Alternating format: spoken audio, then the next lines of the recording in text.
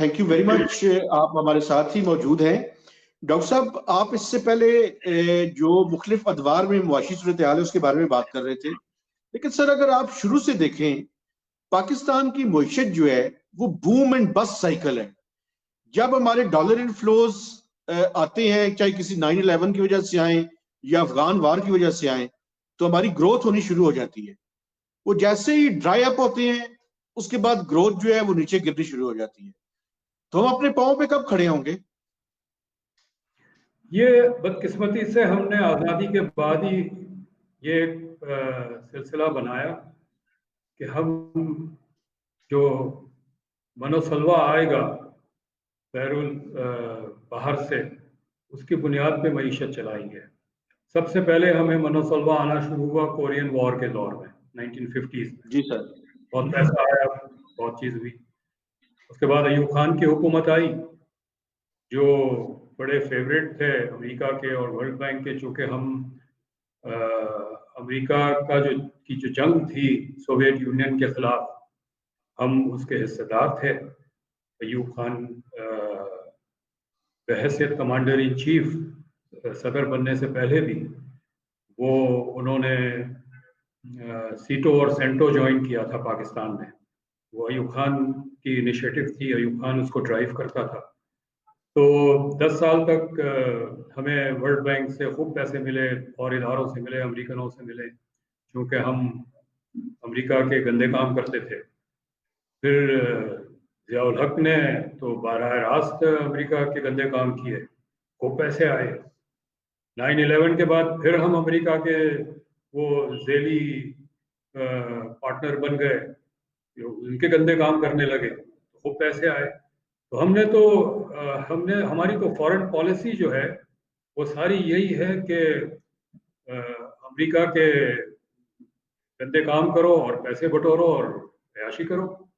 अब अमेरिका चूंकि हिंदुस्तान की तरफ रुझान उनका चला गया है, तो हम एक नई छतरी ढूंढ रहे हैं चाइना में।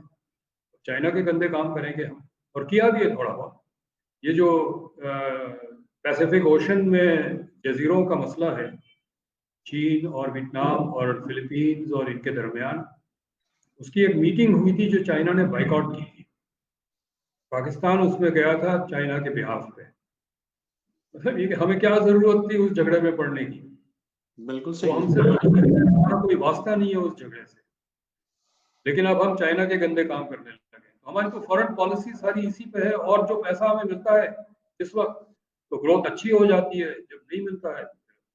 लेकिन डॉक्टर साहब आजकल कंफ्यूजन नहीं है, कुछ समझ नहीं आ रही कि हम अमेरिका की तरफ हैं कि चाइना की तरफ हैं। एक तरफ IMF का प्रोग्राम है, दूसरी तरफ CPEC है। अब हम बैलेंस रख के दोनों को चलाना चाहते हैं, इन दोनों में से क्या चलेगा? इस वक्त तो दोनों नहीं चल रहे। हम इस वक्त चाइना की तरफ जाना चाहते हैं, लेकिन चूंकि हमारे बहुत सारे कर्जे हैं मगरबी इदारों की तरफ से, तो हम मगरब से आज़ादी भी नहीं हासिल कर सकते जब तक हम ये पैसे उनके वापस न कर दें। चाइना ने हमें वो पैसे देने नहीं है, उनको वापस करने के लिए चाइना क्यों देगा हमें? सही। चाइना कोई भी मुल्क जो है दूसरों के लिए काम नहीं करता, वो अपने मुफाद के लिए काम करता है। चाइना भी पाकिस्तान से दोस्ती है, चाइना एक अच्छा दोस्त है, इसमें कोई शक नहीं है। लेकिन ये भी नहीं है कि चाइना पाकिस्तान की जो गलत पॉलिसी की वजह से कर्जों का बोझ हमने अपने सर पे उतार लिया है, चढ़ा लिया है, वो चाइना से तवक्को करे कि वो पूरा करे। ये तवक्को भी मुनासिब नहीं है, ये चाइना को कहना भी मुनासिब नहीं है कि आप ये करें। ये सही है। दोस्त जरूर है, चाइना बहुत हमें सपोर्ट करता है, अच्छा दोस्त है चाइना, लेकिन ये तो नहीं हो सकता चाइना से कहें कि जी वो मगरब का जो हमारा बोझ है कर्जों का आप अदा कर दें, ये होगा नहीं। तो मगरब से हम जान नहीं छोड़ा सकते हैं, क्योंकि हम बंधे हुए हैं। चीन के पास जाना चाहते हैं, जब तक जान नहीं छोड़ाएंगे कैसे जाएंगे? तो इस दलदल में हम फंसे हुए हैं। अच्छा डॉक्टर साहब, थोड़ा सा इंटरनल पॉलिटिक्स के बारे में बात करते हैं, और जो मुआशी सूरत हाल है। आपने BSP जो है वो 2008 में 2007-8 में उसके ऊपर यानी स्क्रैचेस से आपने काम शुरू किया था। एक तो उसके थोड़ा सा एक्सपीरियंस बताएं, और दूसरा मुझे ये भी साथ साथ ही बता दें कि आप चीफ मिनिस्टर सिंध के भी एडवाइजर रहे हैं। सर, पीपल्स पार्टी के बारे में जो परसेप्शन है कि वो डेवलपमेंट का काम कोई उन्होंने ज्यादा नहीं किया या उस तरह से इफेक्टिवली नहीं किया, उसके बारे में जो है वो आप क्या कहेंगे सर? तो हुकूमतें तो 90 के दिहाई में आई पीपल्स पार्टी की, दोनों में मोहतरमा वजीर बेनजीर भुट्टो वजीर आजम थी। ठीक है सर। एक मौका 2008 और 2013 के दरमियान आया, 5 साल का अरसा था। तो पहले तो अरसा था वो तो चंद महीनों का था। ठीक है। अब जब आपके पास चंद महीने हो तो आप कोई डेवलपमेंट नहीं कर सकते, और करेंगे तो उसके नतीजे शायद 2 साल के बाद आएगा। ठीक जो है। तो 4 हुकूमतें आई, 2 पीपल्स पार्टी की और 2 नवाज शरीफ की, PMLN की। इनकी कारकर्दगी की असेसमेंट हम नहीं कर सकते पार्टी के लिहाज से, क्योंकि दोनों को चंद माह मिले हैं काम करने के, और चंद ठीक है। माह के बाद हुकूमत बदल जाती है। तो ये 10 साल जो है ये इस सियासी जो सबवर्जन थी, मुझे नहीं पता सबवर्जन का उर्दू वर्ड क्या होगा, जो जमहूरियत को सबवर्ट किया जाता था, उसके शिकार हो गया। ये जो रुकावटें खड़ी होती थी, ठीक है। इस दौरान भी कुछ काम हुआ है। देखें जी, ये जो जिस वक्त 1988 में पीपल्स पार्टी की हुकूमत आई है, मेरा बहुत ज़्यादा पीपल्स पार्टी के साथ वास्ता नहीं था, लेकिन वास्ता था। और उस वक्त ये मोहतरमा ने रियलाइज़ किया था कि चूँकि 10 साल तक पावर सेक्टर में कोई इन्वेस्टमेंट नहीं हुई है, बहरान आएगा पावर का, और डैम बनाना 15 से 20 साल लगते हैं। तो उन्होंने कहा कि शॉर्ट टर्म जो सोल्यूशन है वो फर्नेस ऑयल इंपोर्ट करके IPPs, इंडिपेंडेंट पावर प्रोड्यूसर्स को लाएं। पहली दफा जो कॉन्सेप्ट आया उसकी बिल्कुल ठीक है। और PMLN ने भरपूर मुखालफत की। वापदा ने इसलिए मुखालफत की कि उनकी मोनोपोली टूट रही थी, और PMLN ने इसलिए मुखालफत की कि उनको पीपल्स पार्टी की मुखालफत करनी थी। उस वक्त उनका जो पूरा रवैया था वो ये कि हर मोड़ पे मुखालफत, हर जगह मुखालफत, हर चीज। तो उन्होंने जो पीपल्स पार्टी का जो प्लान था उस वक्त थर कोल को डेवलप करने का, 1988 की बात कर रहा हूँ। जी सर। हांगकांग की पार्टी थी चाइनीज, गॉर्डन वू के नाम से। उन्होंने इन्वेस्ट करना था, उन्होंने केटी बंदर का पोर्ट डेवलप करना था, और कोयला को प्रोसेस करके एक्सपोर्ट भी करना था। और इंडिया के से ये थोड़ी बहुत शायद बातचीत थी कि ये पावर इंडिया भी खरीदने को तैयार था, हम जो प्रोड्यूस करेंगे। उस वक्त इंडिया में शदीद शॉर्टेज की पावर की 1988 में। मुझे पता है क्योंकि मैं उस वक्त गया भी हूँ इंडिया, कलकत्ता वगैरह। वहाँ 12-12 घंटे, 15-15 घंटे पावर नहीं होता था। तो इंडिया इंटरेस्टेड था कि ये पावर हम लें। एग्जैक्ट याद नहीं है, लेकिन मेरा ख्याल है 8 सेंट्स पर मेगावाट पावर बनता था, और ये नहीं होने दिया। जैसे नवाज शरीफ की हुकूमत आई, उन्होंने ये थर्ड कोल का सारा प्रोजेक्ट बंद कर दिया। बाद में मजबूरन करना पड़ा जब मुल्क ने बहुत बड़ी कीमत अदा की पावर क्राइसिस के 20 साल हवाले जाया से। करने के बाद, या बिल्कुल। और फिर जब दोबारा IPPs के साथ जब अग्रीमेंट की तो वो 11 सेंट पे हुई। तो ये जब PMLN का भी एक डेवलपमेंट एजेंडा था मुख्तलिफ किस्म का, मतलब उनका सड़कों बनाने का, सड़कों पे बड़ा जोर था, और बहुत सारी सड़कें बनाई उन्होंने, मोटरवे भी बनाया वगैरह। तो डेवलपमेंट जहां इनको थोड़ा बहुत मौका मिलता था वो जरूर करते थे। यहाँ जो अभी जो दौर था यहाँ पर 2008 से 2013 का, जी सर। बहुत सारे इनिशिएटिव्स लिए गए हैं। मतलब मैं सिंध का तो बता सकता हूँ, हाईवेज बहुत अच्छे बने, इम्प्रूवमेंट बहुत हुई। थर कोल का जो सारा है ये सिंध गवर्नमेंट ने किया है। सिंध गवर्नमेंट ने प्राइवेट कंपनी एंग्रो के साथ एक जॉइंट वेंचर किया है, जिसमें सिंध गवर्नमेंट का 54% है, एंग्रो का 46% है। और ये बहुत कामयाब प्रोजेक्ट है, और ये फीड कर रहा है नेशनल ग्रिड को पावर। तो डेवलपमेंट के प्रोजेक्ट्स तो करते हैं ये, लेकिन चूंकि एक फैक्ट्री है कहीं छुपी हुई जिनका काम ही सियासतदानों को गंदा करना है, उनके खिलाफ प्रोपेगेंडा प्रोड्यूस करना है, उनके खिलाफ वीडियोस प्रोड्यूस करना है और लोगों को पैसे दे के खड़ा करना है कि आप खिलाफ बात करें।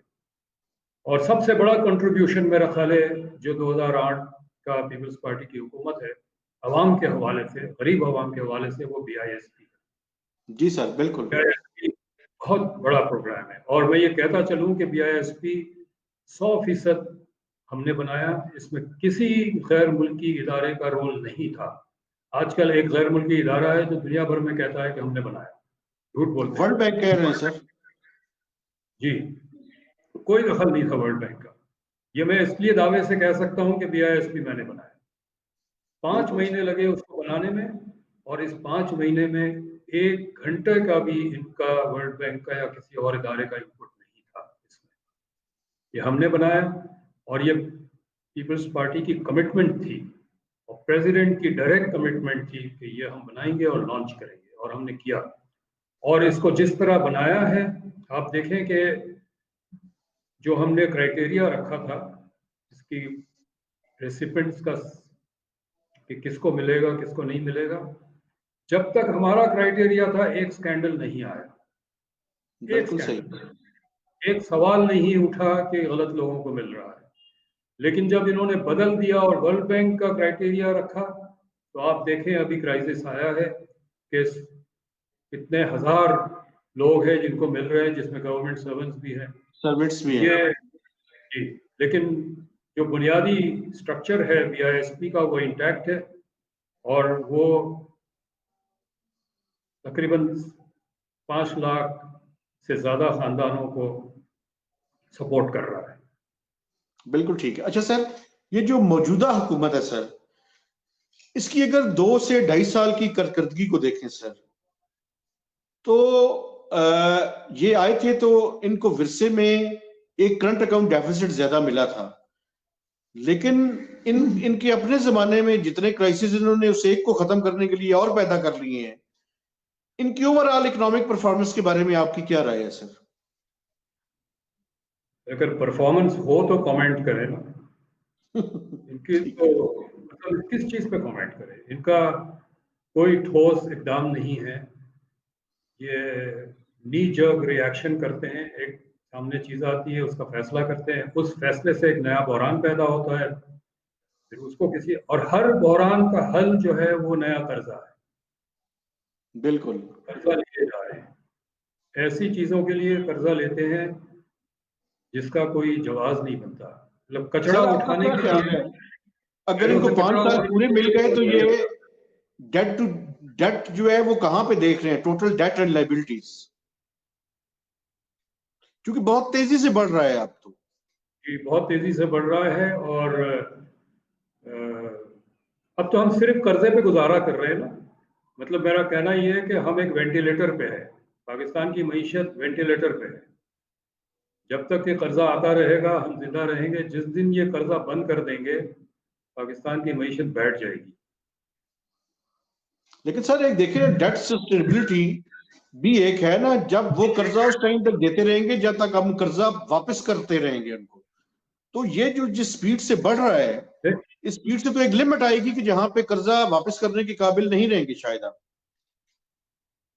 मैं इसको उलट पेश करूं, हम कर्जा उस तक वापस करते रहेंगे जब तक नया कर्जा मिलता रहेगा।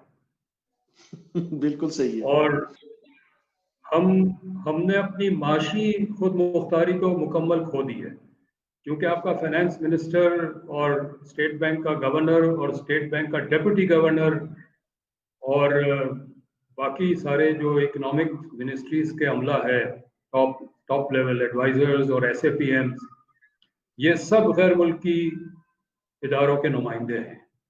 तो माशी खुद मुख्तारी तो हम खो चुके हैं, सियासी खुद मुख्तारी भी हम खोने लगे हैं और कुछ आसार उसके हैं।